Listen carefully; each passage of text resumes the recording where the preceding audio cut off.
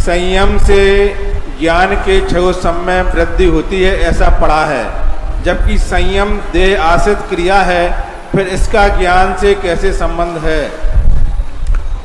जितने भी गुण हैं वो एक दूसरे के पूरक होते हैं, निमित्त नैमित्तिक संबंध होता है, क्योंकि सभी का कार्य है आत्मा के कार्य करना। वो स्वयं में स्वतंत्र है, लेकिन आत्मा के सहयोग के लिए अलग अलग कार्य करते हैं।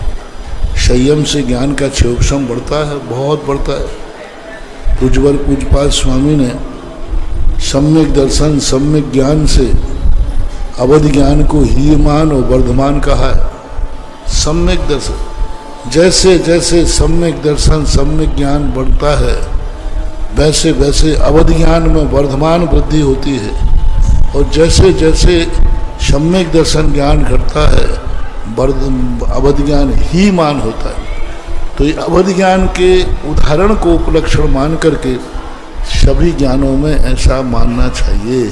सम्यक दर्शन से भी होता है, सम्यक चारित्र से भी होता है, तप से भी ज्ञान बढ़ता है, ध्यान से भी ज्ञान बढ़ता है। कुछ भी नहीं जानता है, लेकिन जैसे ही वो प्रथम शुक्र ध्यान में पहुंचता है, शुक्ले चाद्य पूर्व विदा, वो पूर्व का देखो कुछ भी नहीं आता था उसको, मान लीजिए नमोकार मंत्र भी नहीं आता था। जैसे उसने ध्यान किया और शुक्ल ध्यान में पहुंचा, तैसे वो पूर्व का ज्ञाता हो जाता है। और एक दूसरा उदाहरण है, कुछ भी आगम का ज्ञान नहीं था इंद्रभूति को,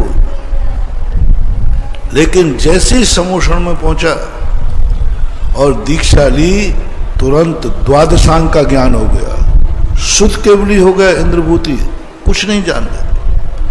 संयम लेते संयम लेने के बाद उनका ज्ञान इतना बढ़ गया, संयम से भी ज्ञान का क्षयोत्सम बढ़ता है।